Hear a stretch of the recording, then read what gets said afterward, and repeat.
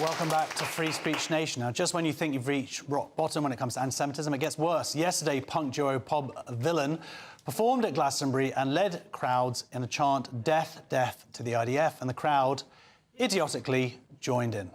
Death, death to the IDF! Death, death to the IDF! Death, death to the IDF! Death, death to the IDF! BBC condemned the set as deeply offensive. The organisers of Glastonbury said they're appalled by the chanting. But is this not more evidence that anti-Semitism is now well and truly in the mainstream? I am joined by investigative journalist David Collier. David, welcome to the show. Hi, Josh. David, both of us have been involved in fighting anti-Semitism for years now. Too many years. Too many years. It feels like this weekend, unfortunately, that we've really crossed the Rubicon. Well, look, you can look at it as a milestone. You could say, like, there will be people say, do you remember when? But in reality, it just exposes what's already there. This wasn't a single man standing up and making these kind of comments. First of all, to put this in context, the IDF, it's a people's army. You know, everybody's conscripted. So when you say death, death to the IDF, you're talking about every single Israeli, man and woman, between the ages of 18 and 21. And Jew, Christian, Druze. The Druze, the Bedouin. Muslims also serve in the army. For sure. So it is a call for genocide. So there's that, first of all, that he was making a public call for genocide. Secondly, you have the crew, the people behind him on the stage, by the side of the stage. If he'd have made that kind of comment about another minority group, somebody could have flicked the switch, turn off the lights, turn off the sound, taken action against him. Nobody did anything. Third part of it is you've got the crowd. So the crowd listening to a call for the murder of about 200,000 Jews, 200,000 people, as you said as well, Druze, and just start chanting it back to him and applauding him. And then, of course, you've got the BBC. The BBC just kept airing it. They could also have pulled the plug. There's a team there. So there's a delay. It's a team effort. And that is what really we have to think about here. It wasn't just a man, it was an entire team effort that presented that level of raw genocidal anti-Semitism on our screens. Which, by the way, of course, because it's the BBC, we're all paying for. Yeah. So, I mean, seeing that, the hate, I mean, the irony, of course, it being a music festival, which is meant to be a one that declares itself as, identifies as being about love and peace. Well, the most sickening aspect of this, of course, is that October the 7th started with an attack on a music festival at which hundreds, like 380 people, were massacred at a music festival just like Glastonbury. So it really should have been the people of Glastonbury standing in solidarity with the victims of Nova, not with the terrorists who carried out that massacre. Yeah.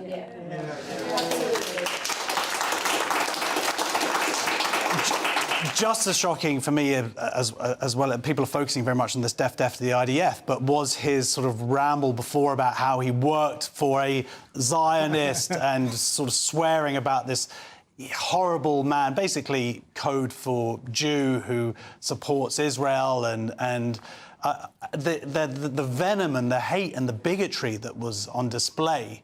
And again, as you said, no one challenged it, no one stood up and went, actually, you know what, this is hateful. Well, look, this is down to the politicians and our media who over the last 15, 20, 25 years have allowed for this code word, this word Zionist, to basically be used in place of the word. So it makes no sense in this kind of context when you're talking about someone you work with or a boss you had or your neighbour. It's meaningless. It's a pure change for the word Jew. He meant Jew. He just knows he can't say it. So he uses the word Zionist. But the way that our media has allowed this and permitted it, you know, where they've pushed this narrative, well, anti-Zionism isn't anti-Semitism, Zionism isn't all Jews. This has helped create this kind of atmosphere where someone can actually stand up on stage, say Zionist in that kind of context, but mean Jew, and get away with it. Yeah, and be celebrated for it. Absolutely. And as you say, be paid money, part of it coming from the British taxpayer. For sure. Absolutely. Is there some sort of cycle of hate going on here where it's going out on the BBC? They're also putting out things like 14,000 babies being killed, modern blood libel, if there ever was some, going to people like that, going to the audience who are then putting out that hate. going out onto our media? Well, for sure. I mean, look, we've seen the BBC over the last 2 years just become a version of Al Jazeera. You know, in fact, I view it as worse than Al Jazeera. It has a global credibility that places it in a really, truly scary situation where people trust it. The news that comes out daily on the BBC is trash. It really is. The stuff that they get out of Gaza is Hamas propaganda.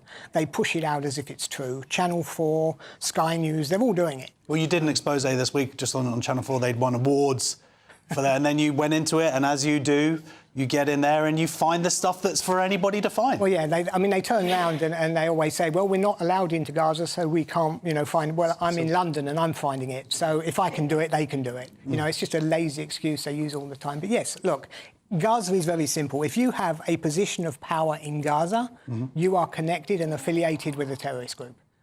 It's that simple. There's nobody in a position in power. It doesn't matter whether it's the director of a hospital or a director of a university or it's the head of a clinic somewhere. Nobody in a position of power in Gaza is unaffiliated to a terrorist group. Well, on Channel 4, we've got a documentary coming out on Wednesday called Gaza, Doctors Under Attack, that was actually too anti-Semitic, I guess, even for the BBC, or not impartial. Yeah, if that's possible. Shock, it's not impartial enough for the BBC to put out too pro-Hamas, but the Channel 4 have sort of lapped it up and said, no, we'll put it out. Well, this is it. I mean, the BBC, after they got caught with the Hamas terrorist in February, where they created a documentary using the son of a Hamas terrorist for the... And that you uncovered.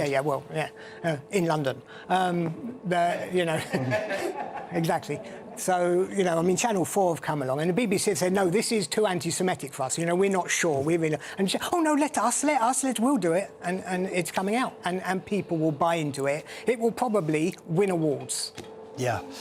You'd say, as you say, you live in London. I don't want to reveal where you've lived in London, but one of the things I've been reading about is someone seems to know where you live. Your car has been vandalised. You've had to get it fixed and then hide it to sell it, to get a new car, so that's not vandalised. I mean, what's been the price that you've paid for standing up and fighting against that? Well, look, I mean, I don't look on it as it's something I've always thought I have to do. It's not... I've been assaulted a couple of times on the street. I've had my car, as you say, it's been attacked twice, actually, over the last 4 or 5 months. My children are under strict instructions at university not to tell anyone who Daddy is. The house is cameraed up. We've got CCTV everywhere. I go out and on the streets. And last week I was at the Palestine Action, the demonstration against Palestine, the prescription of Palestine Action. I'm spotted almost immediately. I have people doing this kind of, stuff at me. People coming up, threatening me. It's constant. But at the end of the day, this is a fight that has to be picked up, because if we don't do it, if we just roll over, then where are we going to be? So I get the question, but I kind of just... End of the Jewish community in the UK, and then possibly end of the West as we know it. Well, the Jews are just the front line. That's all this is. People really, really do need to understand. I mean, history has shown us time and time again, it's not about the Jews. It's far, far bigger than just us. We're just basically something that people piggyback on at the beginning. And it's a sign when this happens to the Jewish community. It tends to be a sign things are desperately wrong with the society that you're living in. And I saw great signs of that this weekend. Thank you very much for joining us, investigative journalist David Collier.